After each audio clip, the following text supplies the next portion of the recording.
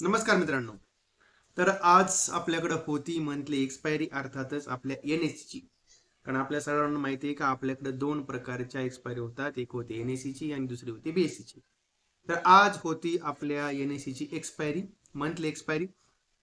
आणि मग त्यामध्ये आज आपल्या सर्वांना माहिती आहे निफ्टी असेल, बँक निफ्टी असेल आणि जेवढेही आपल्याकडे स्टॉक फ्युचर्स होते त्याची आज आपल्याकडे होती मंथली एक्सपायरी. आणि मग आता एकंदरीतच आज काय झाले मार्केटमध्ये ते आपण जाणून घेणार आहोत. त्यानंतर उद्या काय करायचंय ते जाणून घेणार आहोत. त्याकरता सगळा व्हिडिओ पूर्णपणे बघायचा आहे. चॅनलवरती नवीन असेल तर चॅनलला सबस्क्राईब करायला बिलकुल विसरायचं नाही. आता पहिल्यांदा बघा या ठिकाणी आपल्याला दिसतंय का 241 करोड रुपयाची आज आपल्याकडे विदेशी गुंतवणूकदारांनी सेलिंग केलेली आहे. आणि जे आपले DI आहेत त्यांनी कॅशमध्ये 2422 करोड रुपयाची खरेदी केलेली आहे. म्हणजेच हे आपले जे काय आकडे आहेत तर FI चा जो काय आकडा आहे तो आकडा आपल्याला सेलिंग मध्येच बघायला भेटतो. अजून इकडं त्या ठिकाणी आपले इंडेक्स फ्युचर्स आणि त्यानंतर आपले स्टॉक फ्युचरचे आकडे अपडेट झाले नाहीये. पण कालचा जर आपण आकडा बघितला तर कालही मार्केटमध्ये आपल्याकडे विदेशी गुंतवणूकदारांनी सेलिंगच केलेली होती. आणि त्यानंतर आपण थोडंसं बघूया का आपल्या सगळ्या मार्केटमध्ये आपल्या इंडेक्सचे काय काय हाल होते.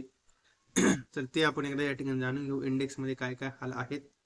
आणि ते जर बघितलं तर इथे या ठिकाणी आपल्याला असं दिसतंय की मेजरली जे इंडेक्स आहे त्यामध्ये आपल्याला निफ्टी बँकमध्ये जरा थोडंसं पॉझिटिव्ह मोमेंटम होतं. त्यानंतर निफ्टीमध्ये थोडंसं आज आपल्याला माहिती आहे का मार्केटमध्ये व्हॉलॅटिलिटी असते. ज्यावेळेस मंथली एक्सपायरी असते त्या मंथली एक्सपायरीच्या वेळेस मार्केटमध्ये व्हॉलॅटिलिटी असते, त्याचा सामना आपल्याला करावा लागतो. आणि मग निफ्टी बँकमध्ये आपण बघतोय का त्या ठिकाणी आपल्याला थोडंसं पॉझिटिव्ह मोमेंटम होतं. त्यानंतर निफ्टी नेक्स्ट 50 असेल तर निगेटिव्हच मोमेंटम होतं. स्मॉल कॅप आणि मिड कॅप जे काय सेक्टर आहे त्यामध्ये आपल्याला एकदा साधारणतः फ्लॅट टू पॉझिटिव्ह असंच वातावरण होतं. आणि त्यानंतर IT सेक्टरमध्ये आपल्याला जरा थोडासा प्रेशर होता, पर दबाव होता. आणि जे गव्हर्नमेंट बँकिंग सेक्टर जे आहे तर त्यामध्ये आपल्याला त्या ठिकाणी तेजी होती. मेटलमध्ये चांगली तेजी होती. मेटलमध्ये जर आपण बघितलं तर मेटलमध्ये आपल्याला बरेचसे जे काही स्टॉक्स आहेत त्यामध्ये आपल्याला चांगल्या प्रकारे तेजी बघायला भेटते. त्यामध्ये बघा आपल्याला JSW स्टील आहे तो 1184 रुपयाच्या आसपास आहे. त्यानंतर अडाणी पोर्ट, त्याच्यानंतर अडाणी एंटरप्राइजेस आहे, टाटा स्टील आहे. त्याच्यानंतर आपला हिंदुस्तान झिंक त्यामध्ये तर करेक्शन दिसते. आणि वेदांता पण आपल्याला थोडासा वरच्या लेवलपासून प्रेशर आलेला आहे त्यावरती. त्यानंतर आपला हिंडाल्को जो आहे तर हिंडाल्को मध्ये आपल्याला एक चांगल्या प्रकारे मोमेंटम बघायला भेटते. आपण हिंडाल्कोचा आपण आपल्या चॅनलवरती बऱ्याच वेळेस खरेदी करण्यासाठी आपण त्याचा उल्लेख केलेला होता. आणि त्यानंतर आपण जिंदाल स्टील बघतोय त्यामध्ये जवळजवळ 4.25% आपल्याला तेजी बघायला भेटली. तर मेटल सेक्टरमध्ये साधारणतः आपल्याला आज जी काय मार्केटमध्ये चांगली तेजी मेटल सेक्टरमध्ये बघायला भेटली. आणि त्यानंतर आपण बघतोय का FMC सेक्टरमध्ये करेक्शन होतं, रियालिटी सेक्टरमध्ये करेक्शन होतं. बाकीच्या सेक्टरमध्ये आपल्याला फ्लॅट टू निगेटिव्ह अशाच प्रकारचं मोमेंटम होतं. आणि मग आता आपल्याला जाणून घ्यायची का निफ्टीची चाल आपल्याला काय सांगते. निफ्टीची चाल आपल्याला जाणून घ्यायची आहे का ही चाल आपल्याला काय सांगते आणि ती चाल आपल्याला जाणून घ्यायची आहे. त्याकरता आपल्याला हा चार्ट जो आहे तो चार्ट मी तुमच्या समोर ठेवलाय. आणि चार्ट आपण जो आहे तो साधारणतः 15 मिनिटाच्या टाइम वरती लावूया. तर बघा काल परवा दिवशी आपण जो काही व्हिडिओ केला होता त्यामध्ये मी आपल्याला बोललो होतो का 25,800 हा एक आपल्यासाठी खरेदीचा झोन आहे. आणि आपल्याला त्या ठिकाणी आजही बघतोय आपण का त्या ठिकाणापासून मार्केटमध्ये एक आपल्याला चांगला सपोर्ट मार्केटने तिथे घेतला. साधारणतः 2 ते 3 वेळेस त्या ठिकाणी मार्केटने सपोर्ट घेतलाय. आता इथे तुम्ही बघू शकता बघा इथून एक असा चांगल्या प्रकारे इथे सपोर्ट घेतलाय. इथे परत करेक्शन झालं परत, पण इथे या लेवल पासून सपोर्ट घेतलेला आहे. आजही त्या लेवल पासून सपोर्ट घेतला म्हणजे 25,800 हा एक आपल्यासाठी सपोर्टचं काम करू शकतो. आणि मग आता काही आपल्याला महत्वाच्या ज्या न्यूज आहेत त्या न्यूज आपल्याला जाणून घ्यायच्या आहेत. आपल्या सर्वांना माहिती आहे का जी फेड आहे, फेड म्हणजे अर्थात फेडरल रिझर्व्ह बँक जी तर जशी आपल्याकडे RBI आहे तशीच जी आपल्याकडे RBI आहे तशीच US मध्ये कोण आहे तिकडे फेड आहे. तर या फेडरल बँकेचे जे चेअरमन आहे ते चेअरमन आहेत जेरम पॉवेल साहेब. आणि आता ह्या पॉवेल साहेबांचं आणि आपल्या डोनाल्ड ट्रम्पचं त्यांचा 36चा आकडा आहे. आणि तो जो आकडा आहे 36चा तर त्यामध्ये आज डोनाल्ड ट्रम्प असे म्हटले का जेरम पॉवेल ही काही महिन्याची सोबती आहे. आणि मग असं म्हटल्यामुळं आपल्याला त्या ठिकाणी जरा सोन्यामध्ये थोडी तेजी बघायला भेटली म्हणजे आपल्याला लोअर लेवल पासून. कारण सकाळपासून जर आपण बघितलं तर सोन्यामध्ये आपल्याला सकाळपासून म्हणण्यापेक्षा बघा मी आपल्या चॅनलवरती व्हिडिओ केला होता. व्हिडिओ तुम्ही जर बघितला असेल, बरेच लोक बघतात किंवा नाही बघतात ती कल्पना नाही मला, पण मी त्यावेळी बोललेलो होतो आपल्याला सोन्यामध्ये करेक्शन अपेक्षित आहे. आणि नंतर आपण जर बघितलं तिथून बघा, हे 4381 पासून जवळजवळ आपण 3900 पर्यंत खाली आलो आहोत. म्हणजे जवळजवळ अराउंड 4400 पासून तुम्ही बघताय 3900 पर्यंत खाली आलोय. $500 सोन्यामध्ये आपल्याला करेक्शन बघायला भेटले. 12% आसपासचं करेक्शन आपल्याला आपल्याला टॉप पासून सोन्यामध्ये बघायला भेटलेलं आहे. 12% करेक्शन हे सोन्यात बघायला भेटले. पण आता इथे जर आपण बघितलं तर थोडंसं आपण याला थोडं 5 मिनिटाच्या टाइम फ्रेमवरती बघूया. तर 5 मिनिटाच्या टाइम फ्रेमवरती थोडंसं आपल्याला जेव्हा हे आपले पॉवेल साहेबांच्या बाबतीतली जी काही न्यूज आहे आणि ती न्यूज आली आणि त्यानंतर आपल्याला एक थोडंसं आपल्या लोअर लेवल पासून मार्केटमध्ये एक थोडीशी रिकव्हरी त्या ठिकाणी बघायला भेटलेली आहे. तेव्हा आपल्याला हे जे पॉवेल साहेब आहे त्या पॉवेल साहेबांवरती लक्ष ठेवायचं आहे. आणि त्यानंतर चायना आणि त्यानंतर US यांची जी डील आहे ती डील 30 तारखेच्या आसपास काय होतंय नाही होते त्यावरती मार्केटमध्ये बऱ्याचशा गोष्टी अवलंबून असणार आहे. जी काही आपण टॅरिफ म्हणतो, तो जो टॅरिफची डील आहे त्यांची ही साधारणतः 30 तारखेपर्यंत जर झाली, मग काय होते, कसे होते आणि नंतर आपली डील आहे, तर ह्या सगळ्या गोष्टीचा मार्केटवरती परिणाम होणार आहे. ह्या पण गोष्टी लक्षात ठेवल्या पाहिजे. आणि मग त्या अनुषंगानं आपल्याला थोडंसं बघायचंय का आपल्याला निफ्टीमध्ये काय करायचं आहे. ठीक आहे, आता निफ्टीचा जर आपण ह्या ठिकाणी बघितलं, चार्ट आपण घेतलाय निफ्टीचा. ओके. आता या चार्ट नुसार आपल्याला काय बघायला भेटतंय, तर एकंदरीत 26,000 हा एक आपल्यासाठी बघायचं. तुम्ही बघितलं तर या ठिकाणी आपण लाईन टाकूया हॉरिझॉन्टल. हा जो आहे हा एक आपल्यासाठी झोन रेजिस्टन्सचा आहे. तो आहे 26,035. हा एक आपला रेजिस्टन्सचा झोन आहे. आणि त्याच्या आधी जर बघितलं तर 26,100, पण ती गोष्ट आपण थोडीशी नंतर करूया. आपल्याला बघायचं आहे का जो आपल्याला मोठा रेजिस्टन्सचा झोन आहे, तो झोन आपण जर बघितला तर 26,035 आहे. आणि मग आपल्यासाठी काय महत्वाचं आहे, जर मार्केट गॅपअप जर ओपन झालं 26,035च्या वरती जर मार्केट टिकलं तर आपण त्या ठिकाणी त्याला बाय करूया. ओके. आणि किंवा जर थोडंसं आता आपण बघतोय का 25,936 आहे, आता आपण 25,936च्या आसपास आहोत. मग आपण जर 25,936च्या आसपास आहोत तर आपल्याला मार्केटमध्ये खरेदी करण्यासाठी थोडा डीपची आवश्यकता आहे. आपण बघतोय का सध्या जर मार्केट पडलं तर साधारणतः 100-150 पॉईंट असंच मार्केट पडतं.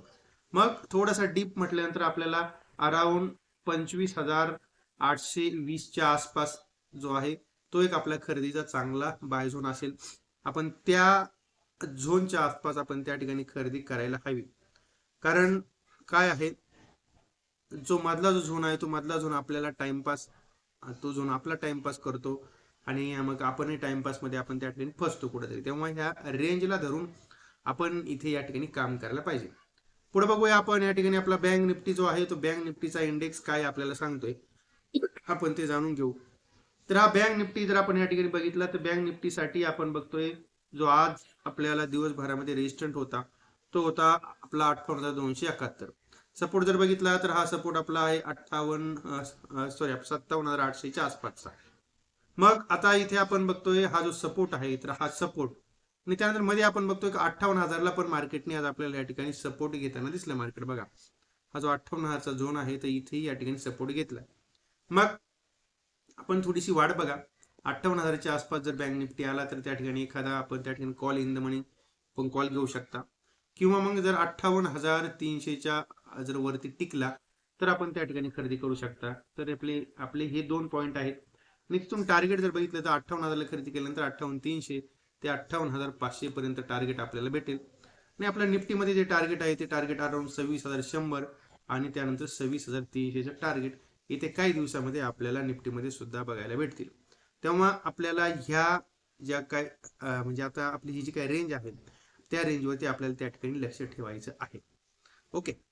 आणि मग आता थोडंसं आपण बघूया काही गोष्टी ज्या आहेत त्या आपण थोडासा याच्या बघूया. थोडं आपलं स्टॉक्स विषयी चर्चा करूया का आपल्याला त्यामध्ये स्टॉकमध्ये नेमकी काय काय करायला हवं आणि कुठल्या गोष्टी आपल्याला त्यावरती लक्ष ठेवायचे, कुठल्या चांगल्या चांगल्या स्टॉक्स वरती लक्ष ठेवायचं आहे, आपण त्यावरती आपण जरा डिस्कस करूया.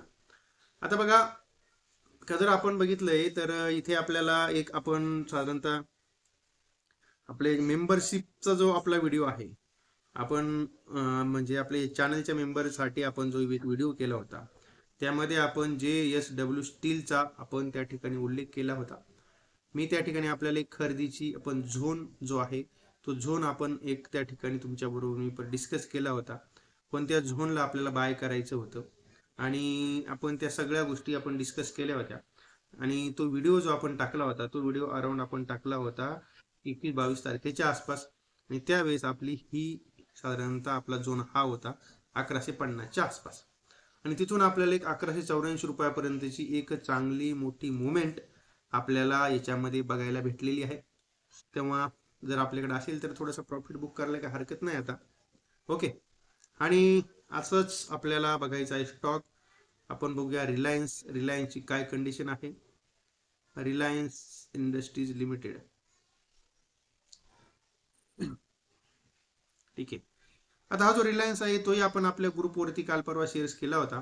म्हणजे आपण त्या ठिकाणी काल परवा आपण शेअर केला होता 1480च्या आसपास आणि अराउंड 1510 पर्यंतच्या आसपास तो साधारणतः जाऊ शकतो असं चिन्ह त्याचं आहे. कारण आपण बघतोय का रिलायन्सचे रिझल्ट पण चांगले आलेले आहेत. आणि ठीक आहे, आता सध्या आपण बघतोय जे का डोनाल्ड ट्रम्पने रशियावरती जे काही सँक्शन लावले त्याचा तर काही एवढा याच्यावरती इफेक्ट आपल्याला या ठिकाणी बघायला भेटत नाहीये. पण आपल्याला इथं याच्यावरती रिलायन्सवरती आपल्याला लक्ष ठेवणं गरजेचं आहे. रिलायन्समध्ये जी पॉसिबिलिटी आहे ती 1410 पर्यंत जाण्याची आहे. आणि जो सपोर्ट आहे अराउंड रिलायन्सला, तो सपोर्ट जर आपण बघितला तर अराउंड ह्या लेवलच्या आसपास चांगला सपोर्ट आहे. 1460 रुपयाच्या आसपास आपल्याला रिलायन्समध्ये एक चांगला ठीकठाक सपोर्ट आहे. तेव्हा आपण त्या ठिकाणी आपल्या रिलायन्सवरती पण लक्ष ठेवू शकता. आणि थोडेसे आपण आपले जरा थोडं आपल्या ETF वरती जर बघितलं तर आपल्या ETF मध्ये जरा थोडं बघूया आपण काय होतं आपल्याला. बघा, हा जो आपला सिल्वर बीज आहे यावरती आपण थोडं लक्ष ठेवू शकता आता. ओके. हा जो सिल्वर ETF आहे आता थोडं लक्ष ठेवू शकता. थोडं 15 मिनिटाच्या टाइम फ्रेम वरती घेतो त्याला म्हणजे आपल्याला समजेल. ओके. आता हा जो सिल्वर ETF आहे, आता इथे आपण बघतोय एक मोठं मेजरली करेक्शन झाले.